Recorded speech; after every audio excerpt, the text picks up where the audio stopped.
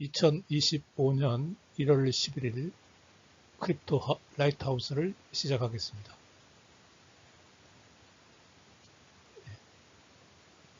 크립토 라이트하우스는 암호화폐 생태계의 길을 밝히는 데 그 목적이 있습니다. 안녕하십니까. 가톨릭대학교 명예교수로 있는 정윤찬입니다. 제가 이 자료를 준비하면서 자료의 퀄리티나 내용에서는 최신 기술과 정보를 모두 망라하고 있다고 자부합니다. 세계에서 최정상급 자료를 준비하고 제공하고 할 수 있다고 감히 자부합니다. 그러나 지금 시작 단계에서 이 자료에 대해서 시청각, 효과를 최대화할 수 있도록 AI를 도입해서 PPT 자료를 좀 잘 만들고 그렇게 하기 위해서는 또 내 혼자만의 힘으로는 안 되고 누구의 도움을 받아야 되는데 지금 시작 단계에서는 그게 좀 부족합니다. 그래서 내용만큼 그 독자들이 이 내용을 소화하는데 조금 불편한 점이 있을 것 같아서 먼저 양해 말씀을 드립니다. 오늘은 주제가 이더리움 생태계의 확장 로드맵입니다. 왜 계속 이더리움을 이야기하느냐? 그것은 단순한 이유 때문입니다. 이더리움이 레이어 1 체인이 되고 그 이더리움 중심으로 레이어 2 체인들이 큰 이더리움 생태계를 이루고 있는데 그 이더리움 생태계의 그 기술이 지금 세계 최정상입니다. 다른 암호화폐는 감히 이더리움을 따라올 수가 없습니다. 몇몇 암호화폐가 이더리움 킬러라는 그런 취지로 만들어졌습니다만은 아직까지 이더리움을 따라가기는 한계가 있습니다. 그 이더리움 킬러라고 나온 암호화폐 중에 솔라나가 있습니다. 그러나 솔라나는 단지 이더리움이 성능을 발휘하지 못하는 그 속도를 그 탈중앙화를 희생하면서 최대로 끌어올린 게 솔라나입니다. 그래서 솔라나는 또 상당히 약점을 가지고 있고 기술적으로 이더리움만큼 완벽하지도 못합니다. 그래서 최첨단 기술을 이야기하다가 보니까 이더리움 중심으로 이야기하게 됨을 알려드립니다. 이더리움 생태계 확장 로드맵을 큰 그림에서 한번 보도록 합시다. 이더리움은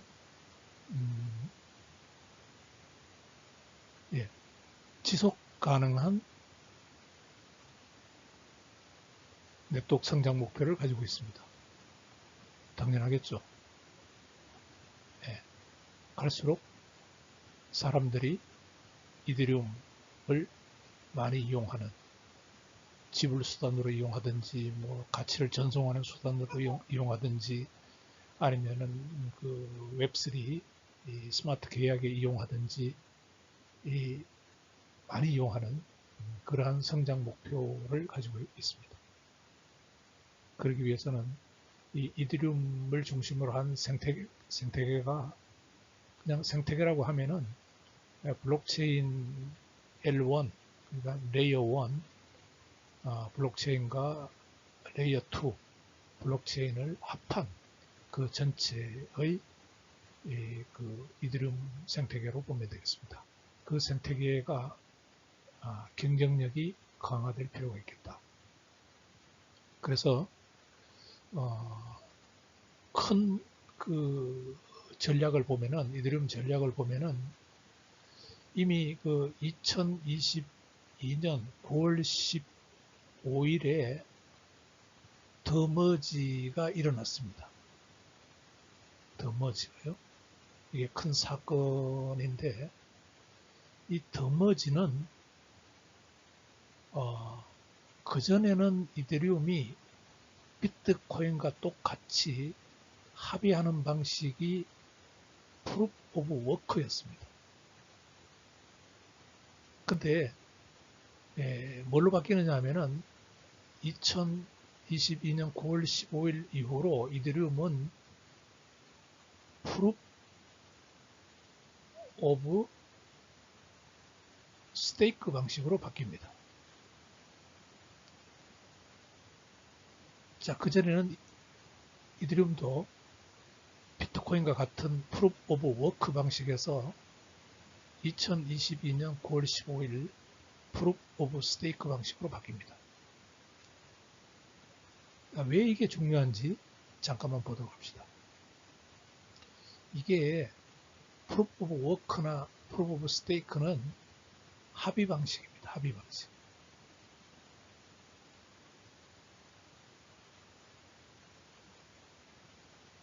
합의 방식. 다시 중앙화 시스템에서는 중앙화 은행과 같은 그런 중앙화 시스템에서는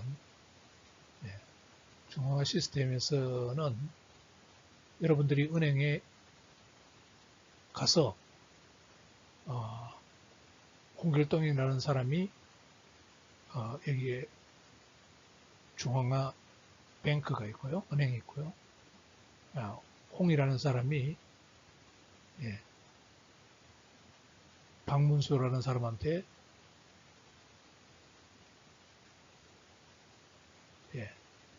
돈 100만 원을 보낸다. 그러면 은행 계좌를 통해서 홍길동의 계좌에 있는 돈을 박문수의 계좌로 100만 원을 보내주면 됩니다.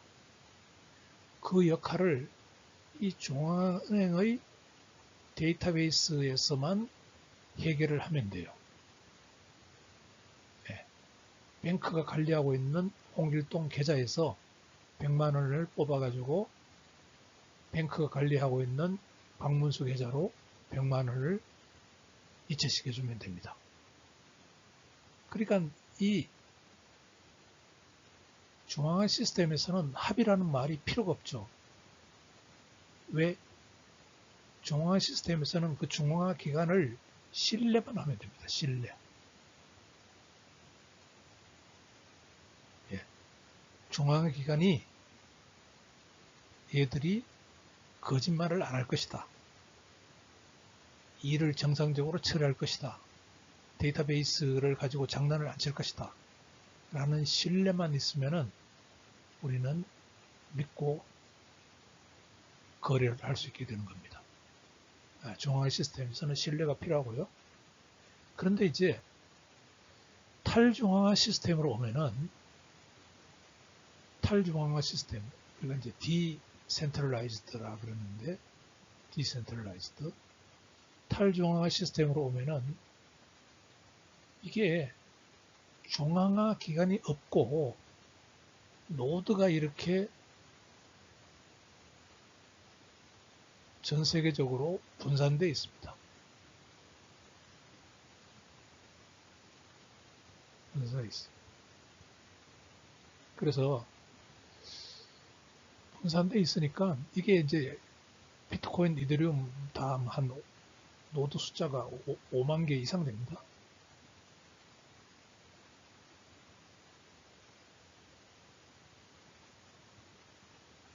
이상.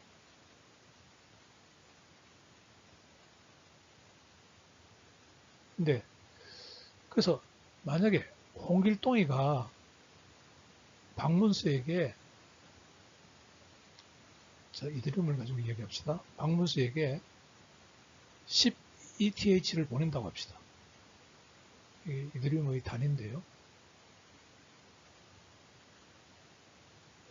예, 이더리움 지금 하나에 한 500만 원 됩니다. 그러면은 이게 한 5천만 원 되겠네요. 그러니까 홍길동이가 박문수에게 10 ETH를 보낸다라고 하면은 그 거래를 우리가 트랜잭션이라고 하는데, 데이터를요. 트랜잭션은 홍이 탁에게, 박문수에게 10개의 ETH를 보낸다. 요게 이제 우리가 트랜잭션이라고 합니다. 트랜잭션. 이 트랜잭션이 얘한테도 가야 되고요. 이게 이제 브로드캐스트라고 하는데, 이더리움 네트워크를 통해서 얘한테도 가야 되고, 얘한테도 가야 되고, 얘한테도 가야 되고, 얘한테도 가야 되고, 모두 다 갑니다. 이게 브로드캐스트 돼가지고요. 다 가서 그 합의가 뭐냐 하면은 일사불란하게 이 거래가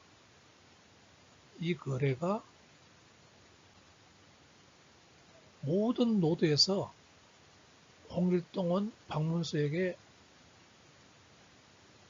10개의 ETH를 보낸다는 정보를 가지고 있는 겁니다. 가지고 있어요. 그러니까 그 가지고 있는 방법이 이제 이 블록체인이라는 것은 블록이 이렇게 장부가 이렇게 연결되어 있는 건데요.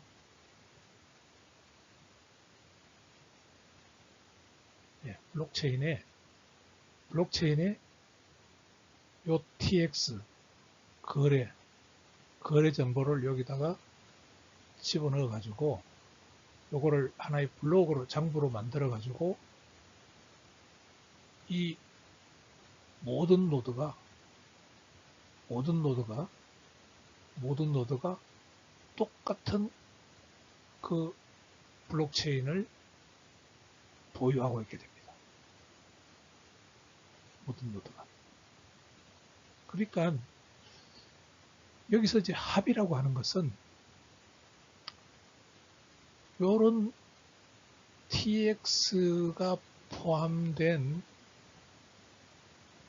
요 블록을 만들어서 모든 노드가 요거를 보유하게 되는 거, 이 블록을 보유하게 되는 거, 그거를 이제 합의라고 하는 겁니다. 합의. 그래서 요 블록을, 합의될 블록을 만드는 방법이 이 합의 알고리즘이 하는 겁니다. 합의 알고리즘. 합의 방식이라고 하는데, 합의 방식이 하는 거고, 그 합의 방식이 이더리움에서는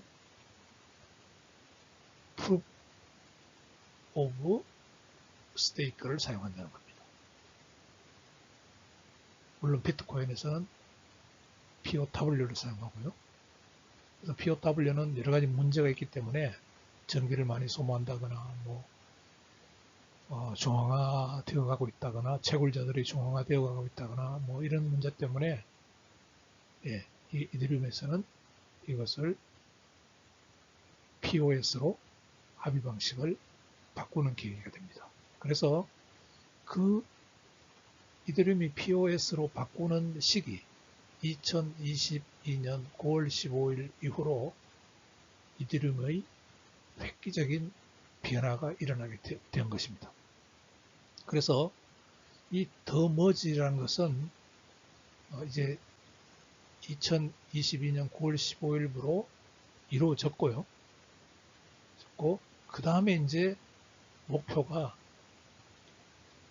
더 서지입니다. 더 서지란 것은 여기 조금 글자가 작은데 골이 있습니다. 골이 지금 요 POS가 될 때까지만 하더라도 이더리움 하나만 두고 보면은 L1 하나만 두고 보면은 처리 속도가요. 처리 속도가 1초에 tx를 요런 tx요. 요런 tx를 20개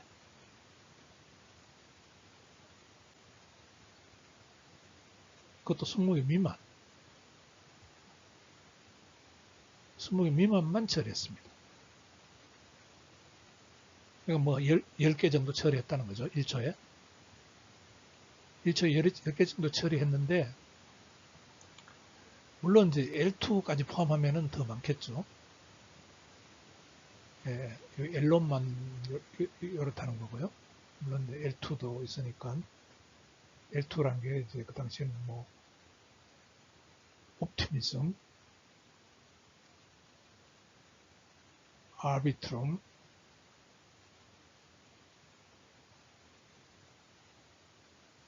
그 다음에 폴리곤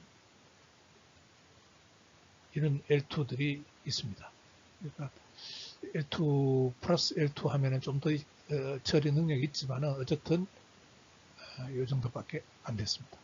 그거를 더 서지에서는 이거를 이 L1, L2 이들은 L1, L2를 포함해서 이거를 전체의 처리 능력을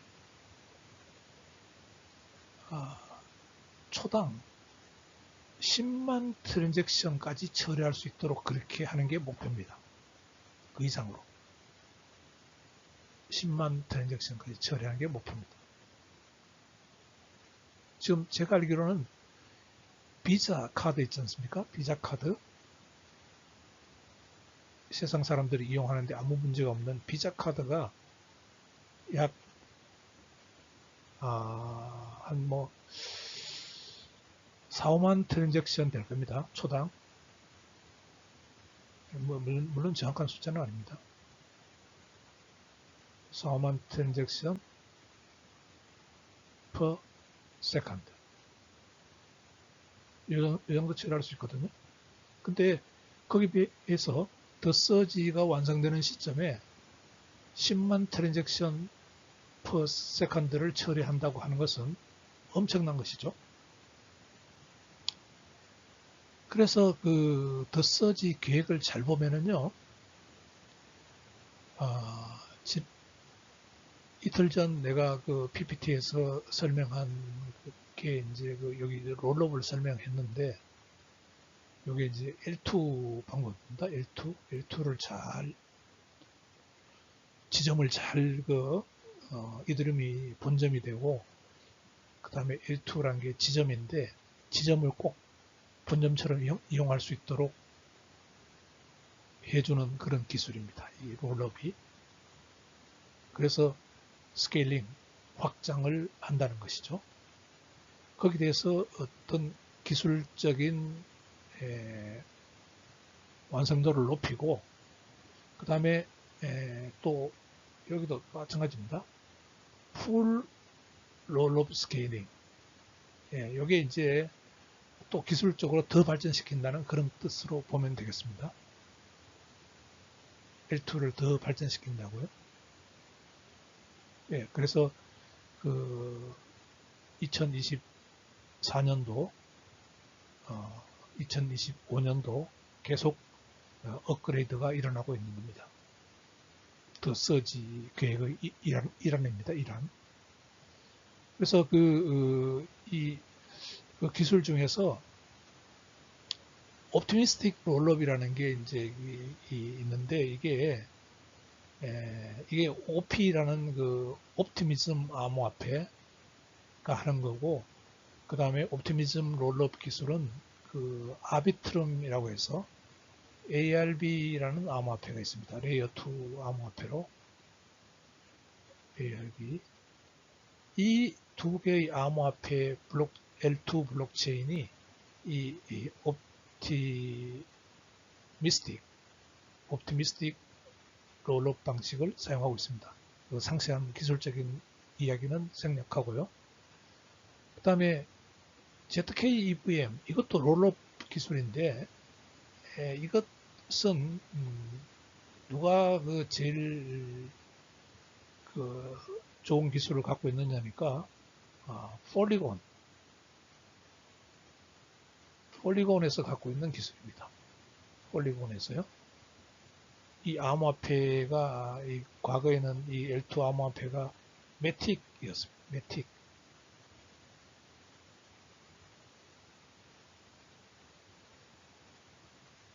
매틱인데 지금은 이 이름을 암호화폐 이름을 폴로 바꿨습니다. 네, 이 L2 체인이죠. 이런 것들을 이제 조금 더 완성도가 있게 어렵게 이야기하면은 사딩 비슷하게 그렇게 이제 좀 저기서 만드는 생태계를 그렇게 발전시키는 그런 방향으로 발전시키는 그러한 일환으로 가고 있습니다. 그래서 또 뭐 이렇게 몇 가지 더 머지 있고 더 서지 있고 또 뭐가 있고 있습니다만은 일단 지금 중요한 것은 더 머지에서 한번 혁신이 일어났고요. POS로 혁신이 일어났고 그 다음에 더 서지에서 이 롤업 방식의 L2 물론 에론도 이드럼 에론 자체도 기술적인 혁신이 일어나고 있습니다만은 이 L2도 같이 일어나고 있는 거죠. 같이. 그래서 이 두 개를 묶어서 본점과 지점을 묶어서 그 이드럼의 이 생태계의 경쟁력을 강화해 나가는 것입니다. 자, 이드럼 확장 전략의 초기 로드맵을 한번 보도록 합시다. 자, 이제 이게 이제 이드럼 블록체인이 이렇게 쭉 있다고 합시다.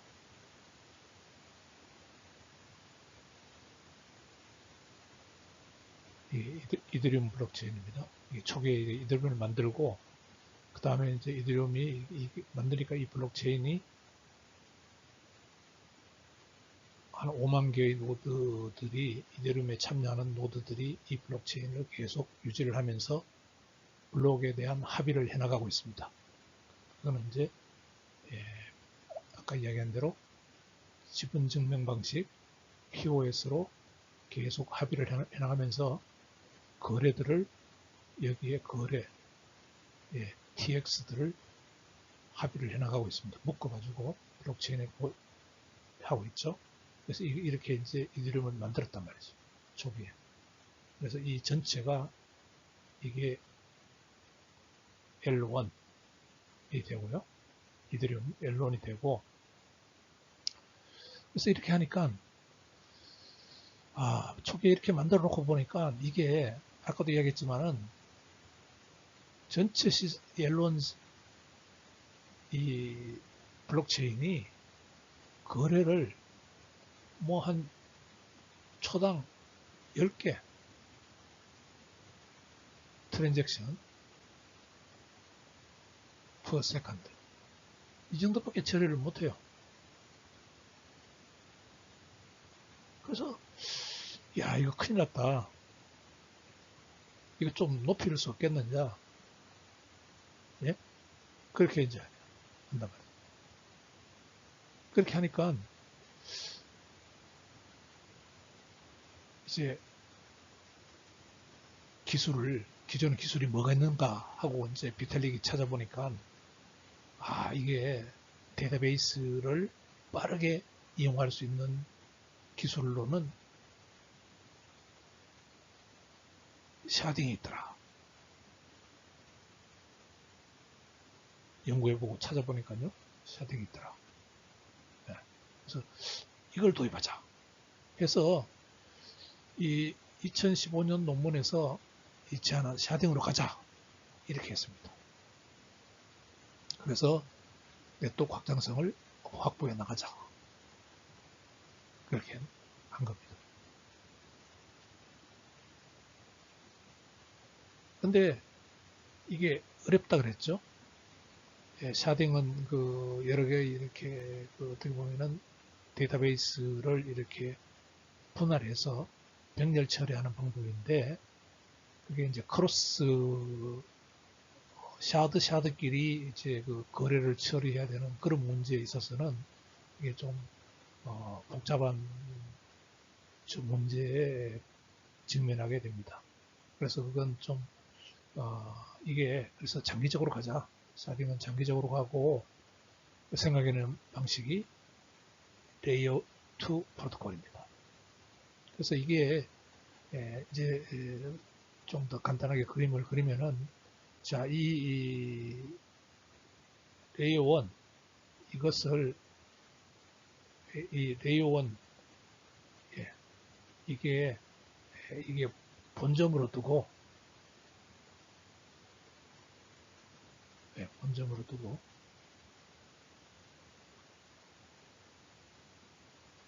두고 그 다음에 레이어 2를 이렇게 막 지점을 막 내는 겁니다. 지점을. 그러니까 지점을 내서 이 지점이죠. 지점.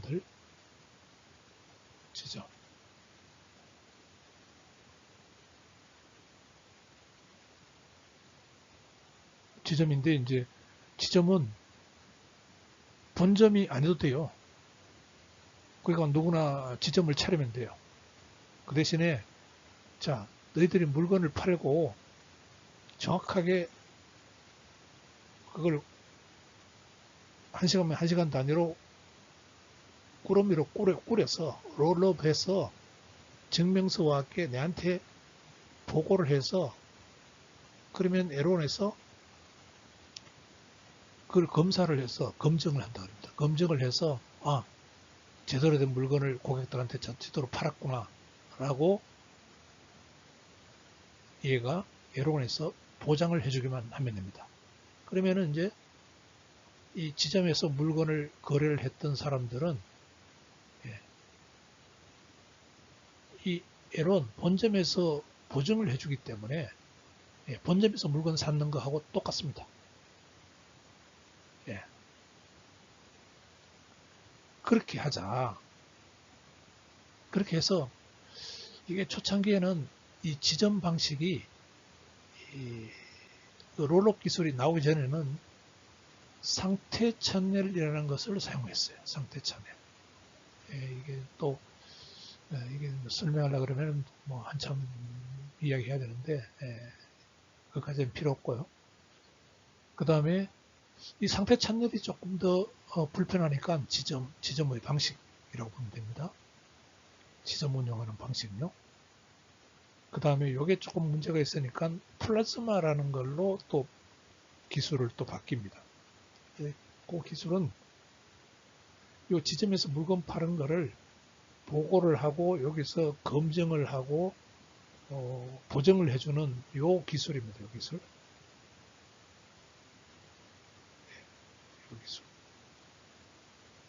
이 기술이 상태 채널이었다가 조금 더 발전시켜서 플라즘이었다가 그래서 이제 나오는 게 2019년 롤업 기술이 나옵니다. 요 기술로요.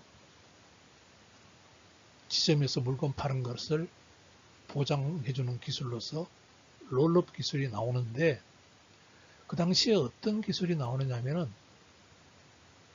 제로 날리지 ZK 영지식이라고 하는데 우리나라는 제로 날리지 롤업 기술이 나옵니다. 제로 날리지 롤업 기술이라는 것은요. 지점에서 거래에 대해서 시시콜콜하게 모든 자료를 다 제공하지 않고도 지점에서 거래한 게 정상적으로 거래했다라는 것을 본점에 입증할 수 있는 방법입니다. 물론 이제 지점과 본점 사이에는 스마트 콘트랙트를 이용해 가지고 사전에 검증하는 그 루틴이라고 할까요? 검증하는 그 절차, 그 방법에 대해서 그 합의를 하고 있습니다. 그게 이제 스마트 계약으로 그렇게 롤업 스마트 계약이라는 게 그겁니다. 그러니까 너희들이 그 압축해가지고 어떻게 내한테 보내주면은 내가 그것을 검증하면은 너희들이 그 정상적으로 거래를 해줬다라는 것을 내가 보장할 수 있을 거니까 그 이렇게 해서 내게 검증할 수 있는 문서를 보내달라. 이 방식, 이 기술로 이제 영지식 기술을 사용하는 거죠. 그래서 이 기술이 나왔습니다. 개발이 돼서. 그래서 이 영지식 롤업이 뜨면서 이제 이게 이제 대세가 돼버리죠. 롤업의 이 기술로서. 이게 이제 대세가 돼버립니다. 그리고 또 하나 기술이 있는데 영지식 롤업 기술이 있고 하나는 낙관적 롤업이라고 하는데요. 낙관적.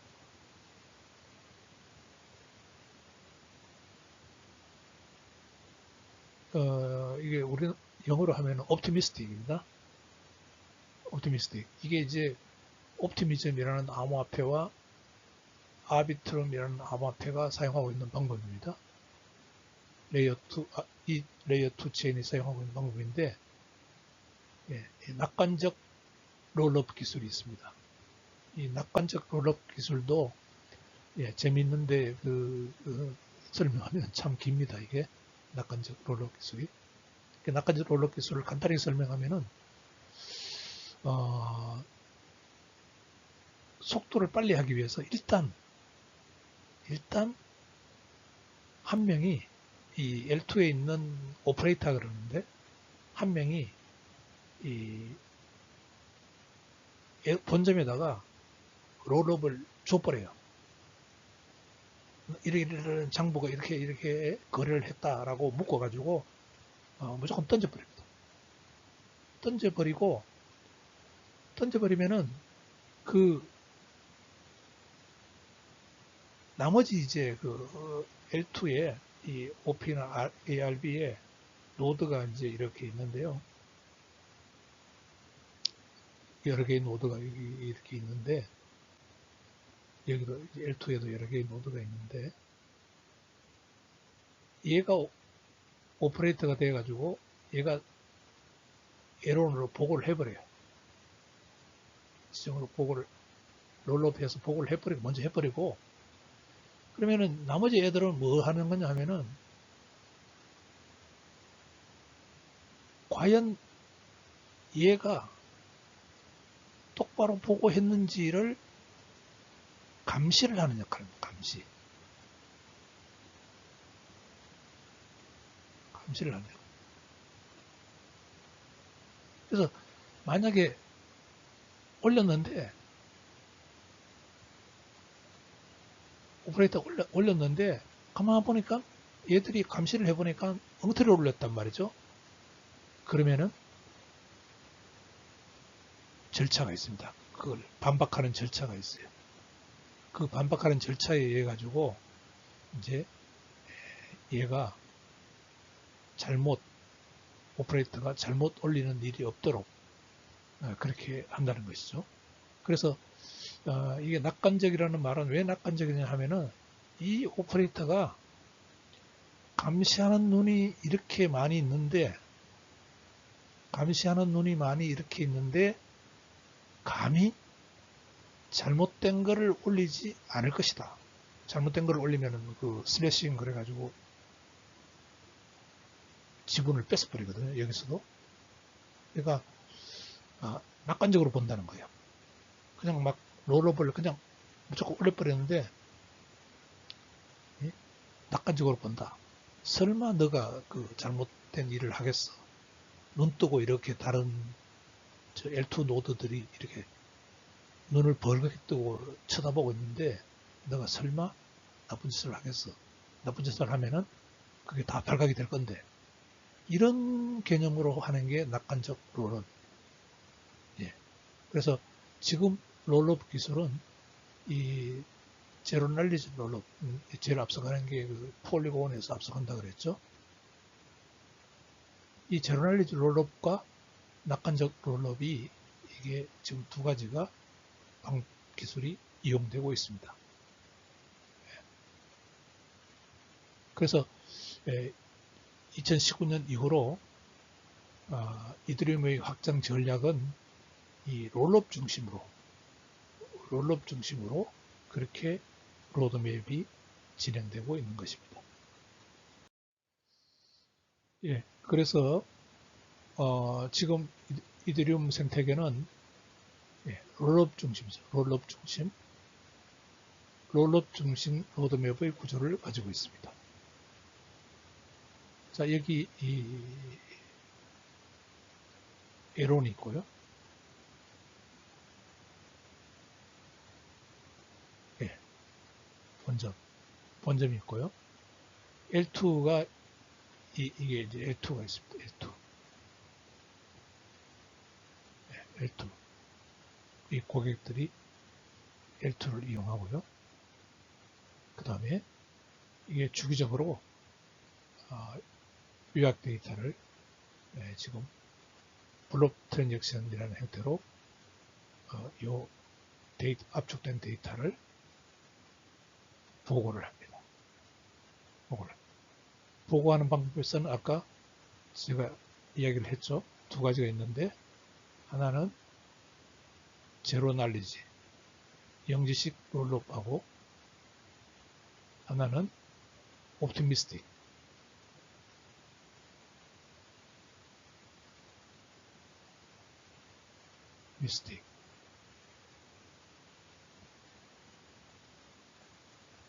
STIC네요. 예, 하여튼 옵티미스틱 낙관적 롤업 두 가지 기술이 있습니다. 예.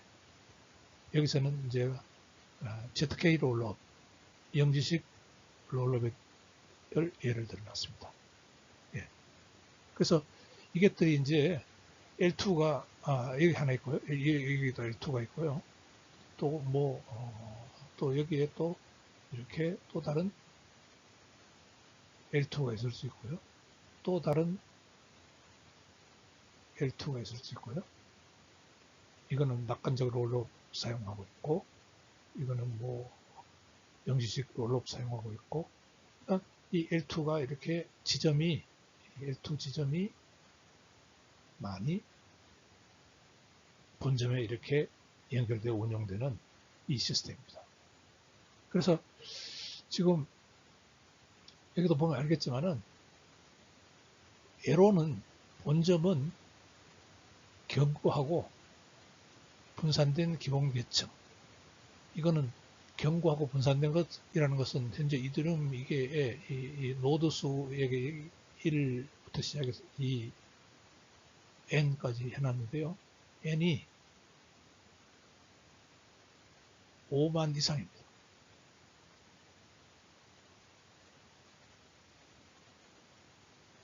이상입니다.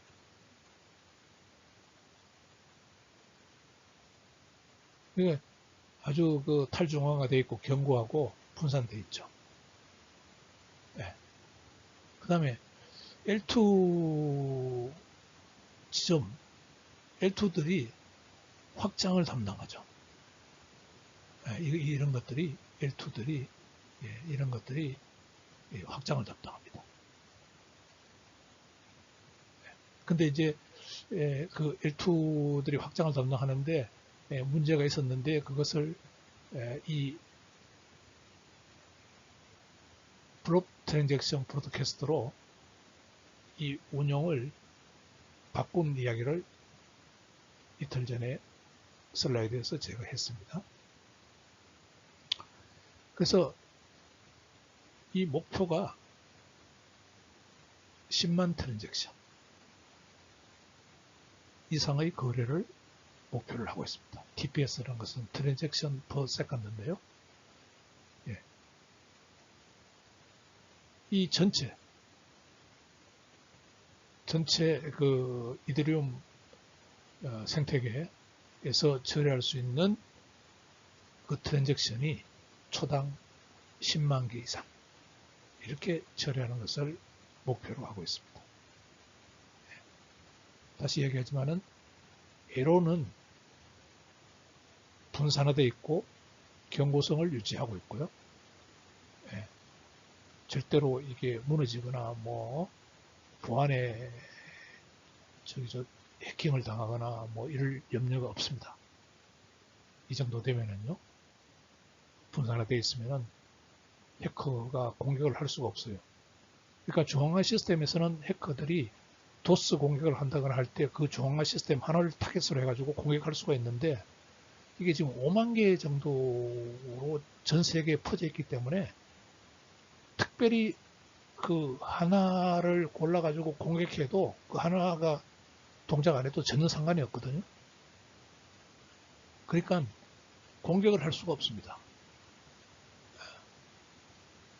이게 분산화되어 있기 때문에 해커들이 공격을 하지를 못합니다. 그래서 그 보안적인 측면에서 이 경고성을 에론이 유지를 하고요. 하고 L2도 이 블록 트랜잭션 이거를 사용해서 L2에서 이용한 거래에 대해서도 보정을 에론이 해주는 거니까요. 예. 또 그렇게 되고 또 이제 또 이 L2와 L2끼리도 뭔가 상호 운용될 수 있게 그렇게 해나가고 있습니다. L2와 L2끼리도요. 예, 그게 대단하죠. 예. 예, 그 롤업 중심으로 확장성을 제공하기 위해서 2024년도에 이더리움은 덴컨 업그레이드를 했습니다. 그때 이제 블록 트랜잭션을 도입했단 말이죠. 그건 지난 시간에 이틀 전에 이야기를 했습니다. 이 블록 트랜잭션을 도입을 했고요. 그래서 이 L2 거래 비용을 감소를 시켰습니다. 그러니까 이 블록에 에론의 어떤 블록에 이것을 여기다가 기록을 해야 되는데 그게 이제 수수료가 비싸가지고 결과적으로 이 사용자들이 이 수수료를 여기에 올리는 이 수수료를 부담을 해야 됐단 말이죠. 부담. 그래서 비싼 수수료를 이 에론에서 블록으로 처리를 해서 그 수수료를 감소를 시켰습니다. 근데 그렇게 이제 설계를 해놓고 보니까 고정된 블록 수로 해서 이게 이제 그렇게 하니까 이게 하나의 이게 L2 체인인데요. 이게 이제 L2 체인이 이제 L2 체인이 막 생깁니다. 나중에 가면 어떤 L2 체인이 생겼는지 설명을 해주겠는데 L2 체인이 이더리움 생태계에 L2 체인이 막 생기죠. 왜? 이 L2 체인에서 하는 게 거래하면은 에론에서 거래하는 거나 마찬가지니까요. 그러니까 롯데백화점 본점에서 거래하는 거나 그다음에 그 지점을 만들어 놓고 막 하니까 롯데백화점 본점 갈 필요 없고 지점에서 물건을 사도 똑같이 본점에서 보증을 해주기 때문에 이제 그러면 장사되네? 예, 그 지점 또 나도 내고 또 나도 내고 할 거 아닙니까? 수수료도 적게 받고요. 비용도 덜 받고 하니까. 그래서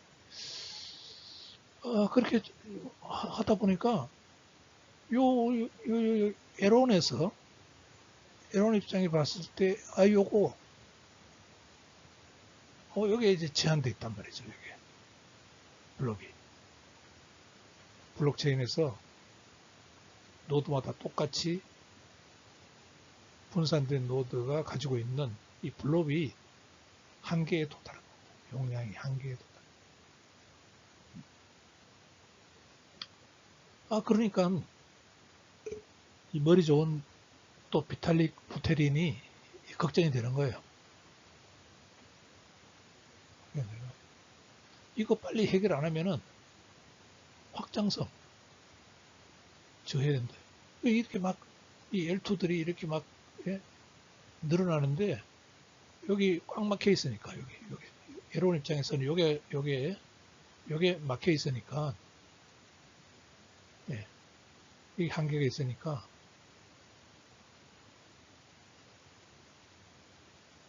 한계가 그러니까 이 얘들이 문제가 있죠 이제. 그래서 또 비탈릭 부테린이 머리를 쓰기 시작합니다. 그래서 이더리움은 2025년 아직까지 일어나지 않았는데 곧 일어날 겁니다. 팩트라 업그레이드를 지금 준비하고 있습니다. 팩트라 업그레이드의 궁극적인 목적이 이게 메인넷 L1, L2들과의 통합 강화. 결국은 그거죠. 자, 본점이 있고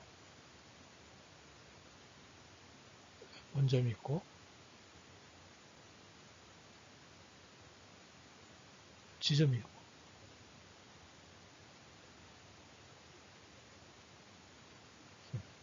L2, L1, 여기 L2가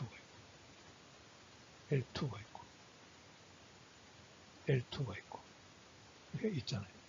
자, 이게 이제 지점들이 이렇게 본점이 연결돼서 이렇게 있는데 이 전체가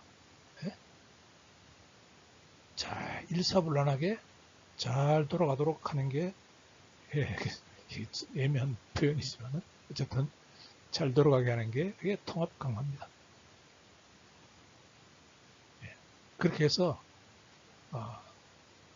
10만 TPS 한번 달성해보자. 힘합해서 L1, L2 다 힘합해서 우리가 10만 거래까지 한번 초당 10만 거래까지 한번 처리하게 해보자.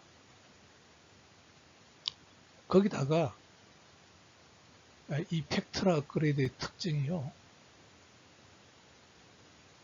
지금 암호화폐 거래를 하는데 이게 젊은 사람들은 참 그냥 그래도 뭐 계정 만들어 가지고 그냥 그 비밀번호 탁 뭐 입력하고 뭐 이렇게 인증받고 뭐 이렇게 하면서 그래도 이용하는데 벌써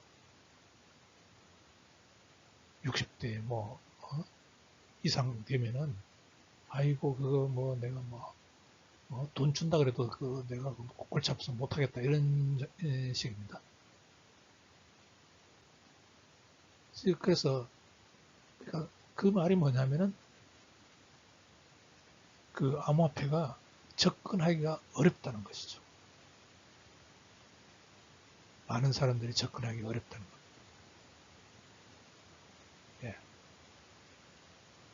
그래서 더 많은 사람들에게 더 접근하기 쉽고 매력적으로 다가갈 수 있도록 그 말이 뭐냐면 대중적 채택을 촉진하는 겁니다.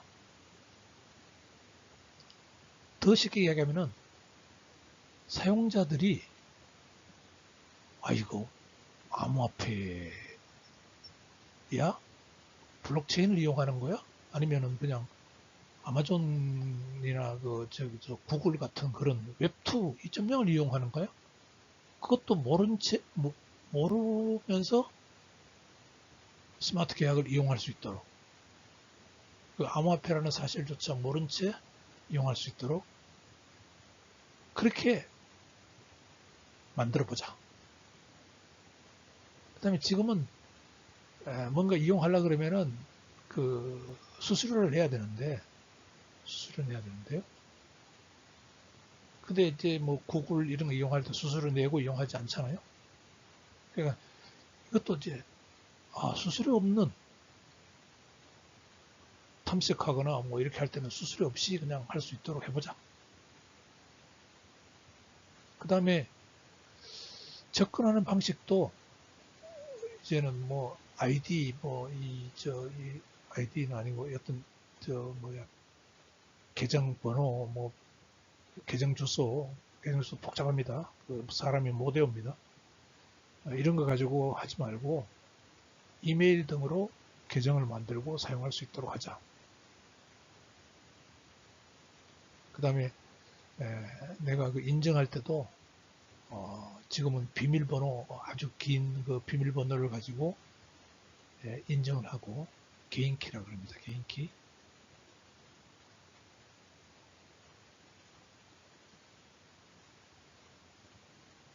숫자가 막 엄청나게 깁니다. 개인키는. 근데 이거 가지고 하고 있는데 이것도 이걸로만 하지 말고 얼굴 인식이나 지문 인식 같은 걸로 서명을 하도록 하자. 그런 것들이 이제 이 팩트라 업그레이드에서 이루어질 거라고 합니다. 예. 근데 비탈릭이 그런 확장성을 위해서 L2를 도입해가지고 이 팩트라 업그레이드까지 오면서 이제 L2를 수수료도 적게 들고 그냥 이용하기 편리하게 해서 전체 이 생태계의 그 확장성을 높이는 방향으로 그렇게 이제 추진해 왔는데, 그러면서 이제 이더리움이 복병을 만났습니다. 이더리움 자체는 수익이라는 것은 요거거든요. 이런 수익. 이더리움 수익.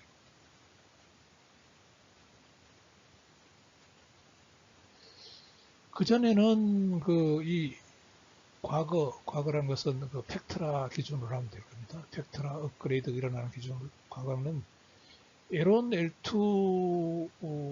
에론 수입하고 수수료하고 L2 수수료가 수익 분배가 에론이 90이라고 하면은 L2가 10 정도 됐는데, 이렇게 L2를 보증을 해주고 사용하기 편리하게 이렇게 해줬더니 현재란 것은 뭐 지금 2024년 좀 보면 됩니다.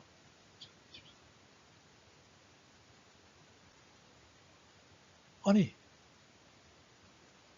역전돼 버렸습니다. 에론이 10이고 L2 총 그 수입이 90으로 바뀌어버리게 되는 거죠.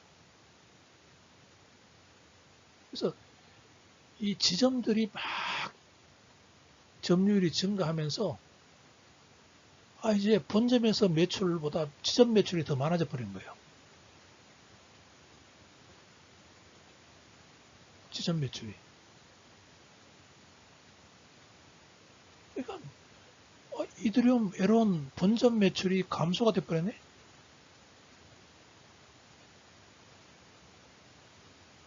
근데 그래서 이거 하기 전에는 이더리움 가격 예측하는 사람이 이거 2030년 가면은 이더리움이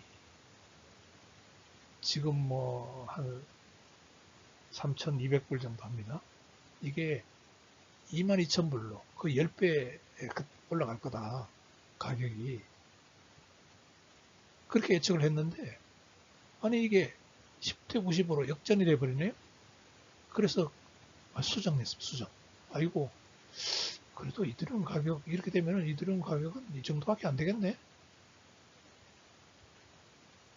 그러면 뭐가 다 가져가겠어요? L2가 가져가겠죠, L2. 네. L2들이 가져가겠죠, L2들이. 그래서, 그러면 이 L2에 대해서 좀 살펴볼 필요가 있습니다. L2가 어떤 애들이 나타나고 있는가? 그거에 대해서 한번 살펴봅시다.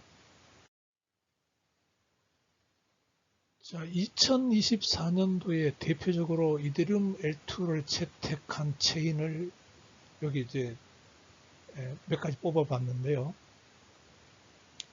그 전에 여러분들은 이 DF 체인이라는 게 뭔지를 이해할 필요가 있습니다. DF.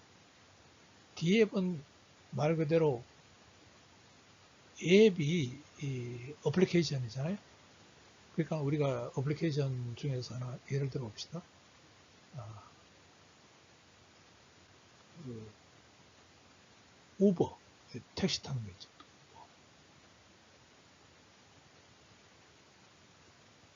우버 택시 있잖아요. 우버 택시. 우버 택시가 이게 어플리케이션이 중앙화되어 있죠.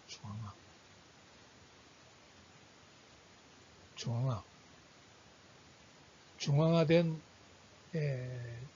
이게 서버에서 돌아갑니다.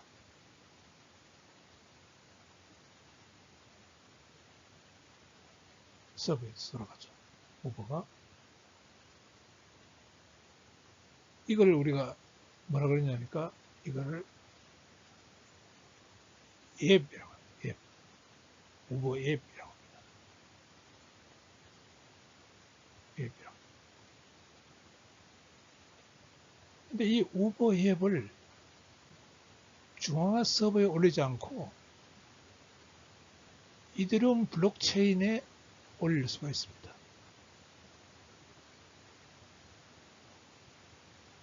스마트 계약 형태로 프로그램을 만들었어요.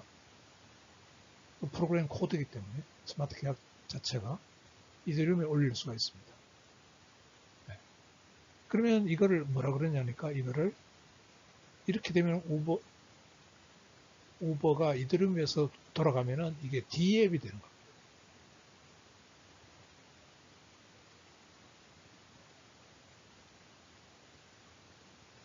네.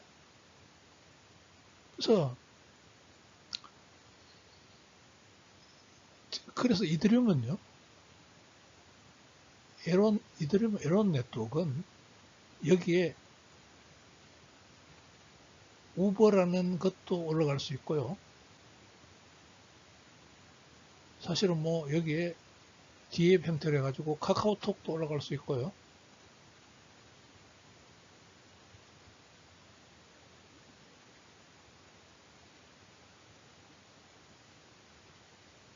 올라갈 수 있습니다.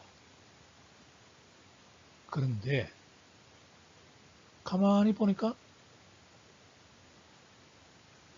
이 우버라는 D앱을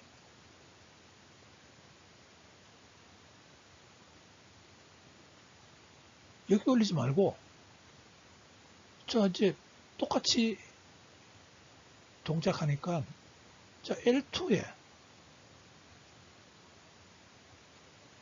체인을 하나를 만들어 가지고 이거는 이 우버 D앱이 완전히 전용으로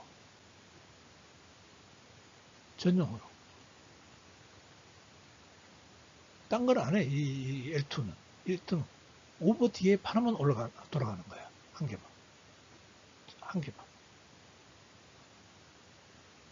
요 L2 체인을 만들어 가지고 블록체인을 만들어 가지고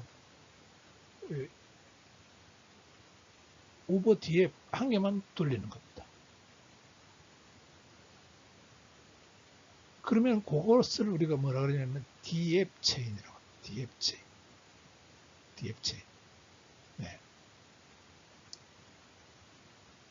그럼 이게 참 쓸모가 많겠죠. 이제 블록체인을 DFL2 체인으로 만들어 가지고 전용으로 한 개만 거기 딱 돌려버리면요.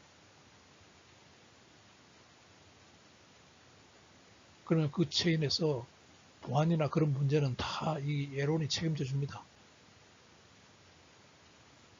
그러면 이제 쉽게 그 지금 좋은 어플리케이션들이 여기 올라갈 수 있어요. 그래서 그 탈중앙화 거래소 유니스왑이라는 게 있어요. 유니스왑. 이것도 원래는 이 에론에 이렇게 디앱으로 올라가는 건데 탈중앙 거래소 이제는 유니스왑도 L2에 디앱으로 올라갑니다. 이제 체인을 만들었어요. 유니스왑이 전용으로 유니 암호화폐를 이용해서 L2 체인을 만들었습니다. 그러니까 디앱이 이 L2 체인에서 전용으로 돌아가는 거죠. 그러면서 이 유니 가격이 막 올라갔고요. 그 다음에 또 이 에론의 이더리움 네임 시스템이라 그래가지고 있습니다. 그 아주 이게 좋은 디앱인데요. 도메인 이름하고 이렇게 이더리움 도메인 이름을 가지고 이더리움 주소를 이렇게 찾아주는 그 어플리케이션인데 이것도 마찬가지입니다. 전용으로 L2 체인을 디앱 체인을 만들어서 여기에 ENS를 여기 올려 전용으로 요거는 ENS만 처리하는 요 DM만 처리하는 체인을 하나 만들어서 이게 에론에 이렇게 결합해서 운영합니다. 그래서 이 ENS라는 암호화폐 가격이 또 막 올라갔죠. 이거와 마찬가지로 이런 L2 체인들이 DF 체인들이 막 이제 이용하게 됩니다. 도이치은행, 뭐 블랙록, 내가 상세하게 이것들은 분석할 필요도 없겠지만은 분석을 안 했습니다만은 뭐 소니, 삼성, 소네옴, 뭐 크라켄 거래소, L2 뭐 이런 것들이 많습니다. 그래서 이 L2들이 이런 DF 체인으로서 막 생겨나기 시작한 겁니다. 이 DF 체인이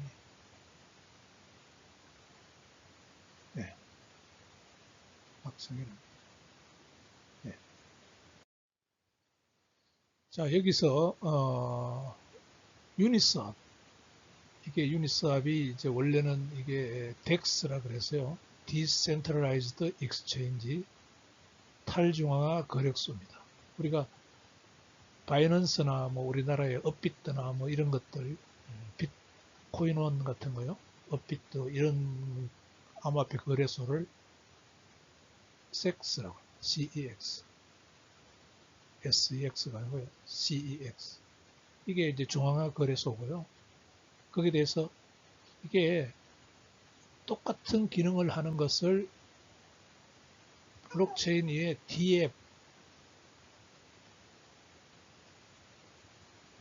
디앱으로 만들어서 블록체인 위에 올린 게 이 덱스로 올린 게 이 유니스왑.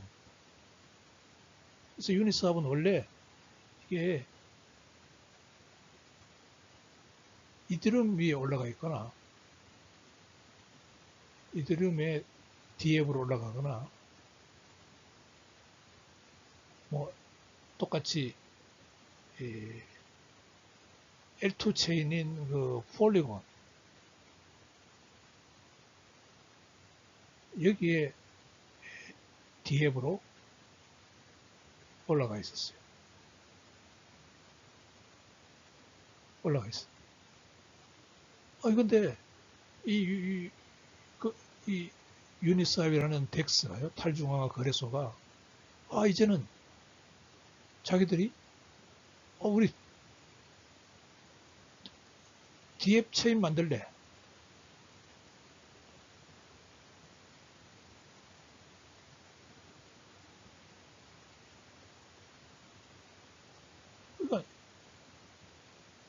전용의 유닛스왑 전용의 L2 체인입니다. 이게 전용, 유닛스왑 전용. 이 L2 체인에서는 유닛스왑만 DF 하나만 돌아갑니다. 전용 L2 체인을, 그걸 이름을 유닛 체인이라고 해가지고 출시를 했어요. 그러니까 당연히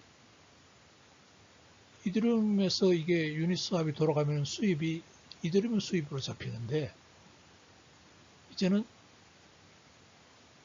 이 L2 DF 체인, 유닛 체인, 여기 수입이 잡히는 거죠. 거래하는 게 수입이. 그래서 이더리움 생태계에서 수입 분배가 악화됐다는 이야기가 그 이야기입니다. 그래서 이 보면은 요게 L2 체인이 이게 이제 이 유닛 체인이 되는 거죠. 이게 유닛 체인.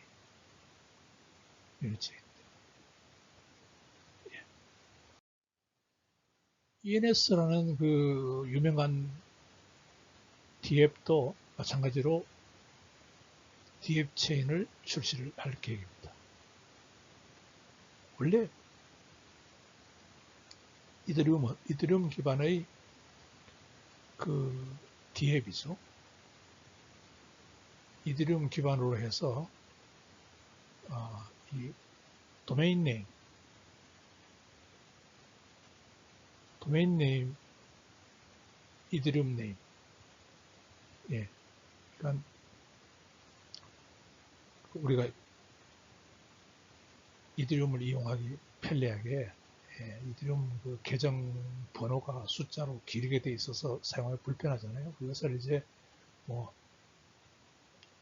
01동.co.kr 이런 식으로 그 우리가 인간이 잘 그 암기하기 좋게 그렇게 사용할 수 있도록 해준다는 겁니다.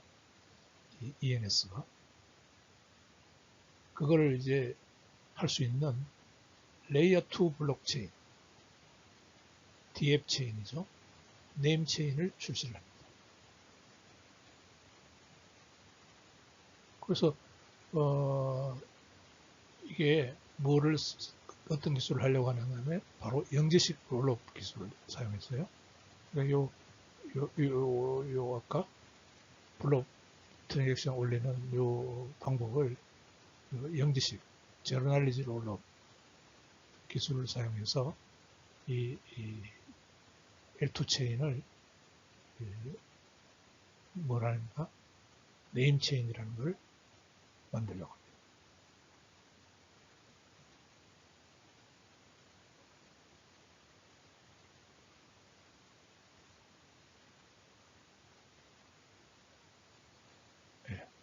네임 체인. 이건 DF 체인이고 또 L2 체인이고요. L2 체인이고 DF 체인이고 암호화폐는 ENS라는 암호화폐를 사용합니다.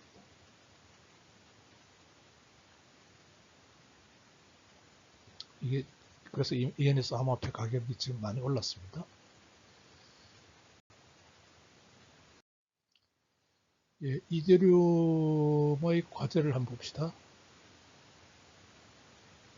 이더리움 과제요. 어떤 해결이 됐냐? 예, 확장성과 분산화 균형입니다. 에론 경고성. 예. 이게 이제 에론입니다. 에론. 노드 5만 개로 이루어진 이더리움이죠. 이게 본점입니다. 본점.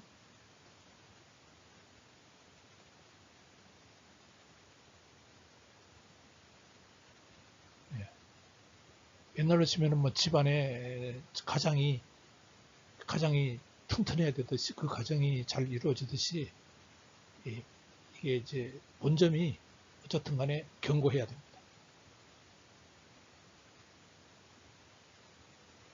그리고 확장성을 위해서는 이 L2, L2요. L2가 이렇게 많이 생겨가지고 DF 체인 같은 거 아까 설명했죠. L2가 이렇게 편리하게 사용할 수 있도록 이렇게 L2가 많이 생겨가지고 또 확장성을 유지하면서 이런 L1과 L2 간의 상호 운영성이라든지 L2와 L2 간의 상호 운영성이라든지 이런 것들이 이제 해결이 되어 나가야 되죠. 그 다음에 이제 그 데이터 대역폭이라는 것은 뭐냐면은 요 블록 결국은 L2들이 이렇게 요약 데이터를 주기적으로 이렇게 올려보내야 되는 거죠. 여기서 일어나는 지점에 일어나는 매출들을 묶어가지고 본점에다가 신고하고 본점에서 보정을 해줘야 되기 때문에 그렇습니다. 보정을 해줘야 되기 때문에. 그러려면은 이 본점에서 뭔가 일을 해주고 이게 뭐 대역폭이 필요한데 블록이라는 이게 필요한데 예. 이거를 업그레이드 시켜야죠. 이 L2가 막 늘어나면은 이게 늘어나면은 이걸 대역폭 문제를 해결해야 됩니다. 이 대역폭 문제를 대역폭이란 것은 그래 생각하면 됩니다. 이 L2들이 많이 나 지점하겠소, 나도 지점 하나 열겠소 이렇게 이야기를 할 때 얘들이 그 지점들을 다 데이터를 받아가지고 요약 데이터를 받아가지고 검증해 줄 수 있는 그 능력이 돼야 되는 거죠. 그게 이제 대역폭 문제입니다.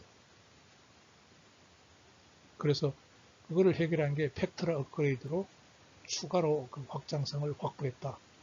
그러니까 더 많은 L2들이 지점을 열 수 있도록 해줬다. 그런 뜻입니다. 자, 마지막으로 미래 전망에 대해서 봅시다. 처음 이야기했지만은 더서지 전략이 에론 L2, 이더리움 에론 L2를 합해서 L2 이렇게 이 전체 이더리움 생태계에서 처리할 수 있는 게 10만 트랜잭션 퍼 세컨드를 달성하는 게 지금 목표입니다. 비자가 지금 초당 한 24,000건의 처리 능력을 가지고 있으니까 이거는 아주 막강하죠. 그래서 또 확장성과 수익성의 균형을 또 유지해야 될 필요도 있고요. 네트워크도 성장해야 되지만은 생태계의 경쟁력 강화도 필요하다. 그러니까 L2는 L2대로 어쨌든 간에 수입이 있어야 되니까요. 에론은 L2, 에론대로 수입이 있어야 되잖아요. 예. 그러니까 확장을 하면서도 지점을 막 내면서 L2, 예? 에론도 발전시키고 L2 지점도 계속 지점을 내.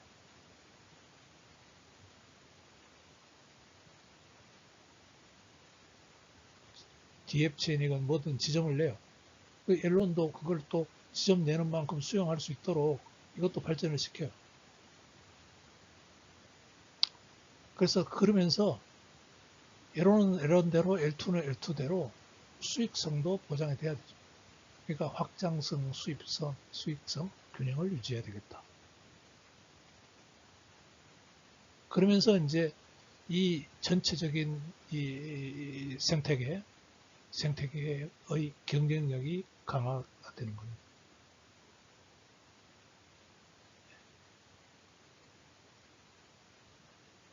자, 다시 한번. 그러면 이 L2들은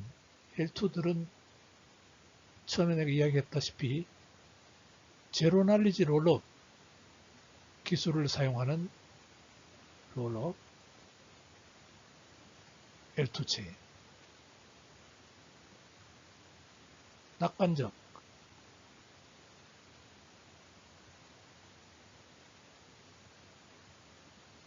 즉 롤업을 사용하는 L2 체인으로 나눌 수가 있고요. 그 다음에 거기에 이거는 이제 내가 예를 든 게 이게 폴리곤 예를 들었고 이게 OP나 ARB를 예를 들었죠.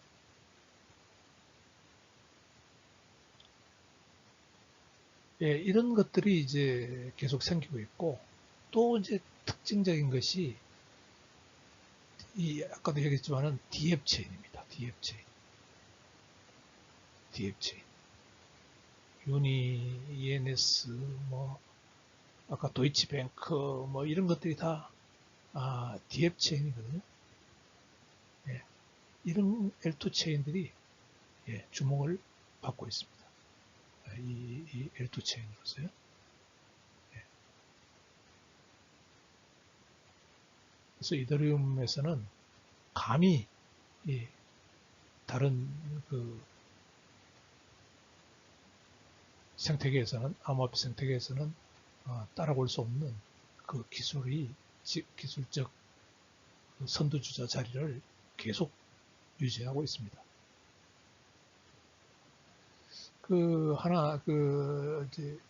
이더리움에 어느 정도 기술적으로 따라오고 있는 BNB라는 게 있는데,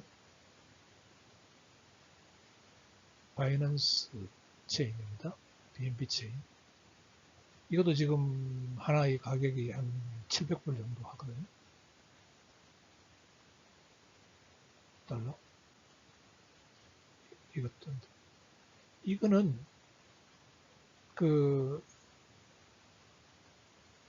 누가 하느냐면 기술을 모르는 중국 출신이 이름이 이름이 잘 기억이 안 나는데, 걔가 지금 막 구속도 되고 그랬는데, 걔가 지금 이 BNB 체인 설립자거든. 그래서 이 중국하고 많이 관련돼 있고, 이 바이낸스 BNB 체인이요. 그런데 얘 CEO는 비탈릭처럼 기술은 하나도 모릅니다. 기술은 완전히 하나도 모르고요. 깡통입니다. 이 장사꾼이기 때문에 이 BNB 체인의 어떤 발전 전략이나 뭐 이런 거에 대해서 전혀 관여를 할 수 없어요. BNB. 근데 BNB의 장점은 뭐냐면은 완전히 이더리움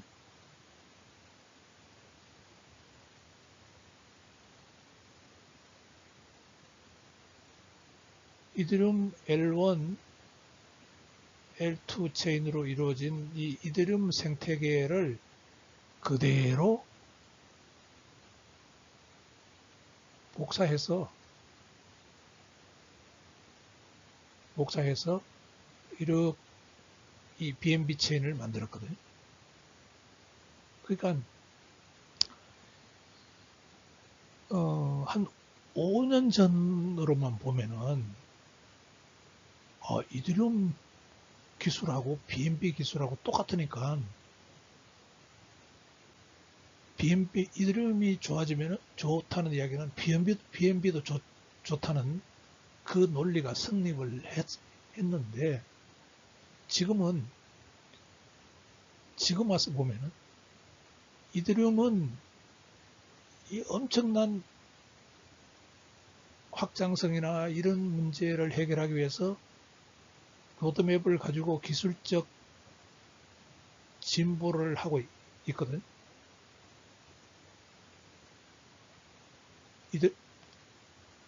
비탈릭이 중심이 됐어요. 근데 이 BNB는 얘가 비탈릭만큼 그렇게 모르는 사람이니까 할 수가 없어요. 기술 진보를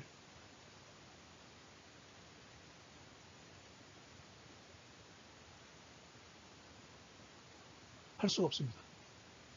그러니까 할 수 있는 거는 그냥 이더리움이 하는 거 보고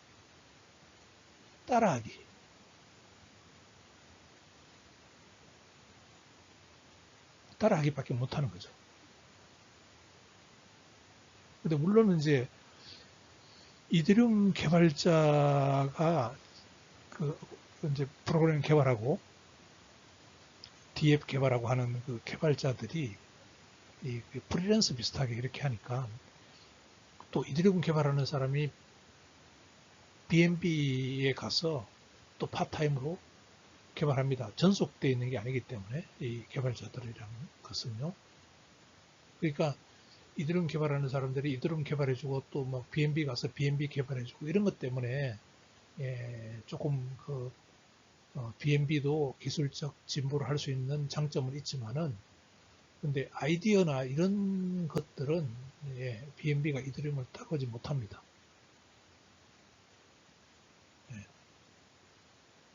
그래서 그것을 이해를 하면 되겠습니다. 그래서 2025년 1월 11일 크립토 라이트하우스는 여기서 강의를 마치겠습니다.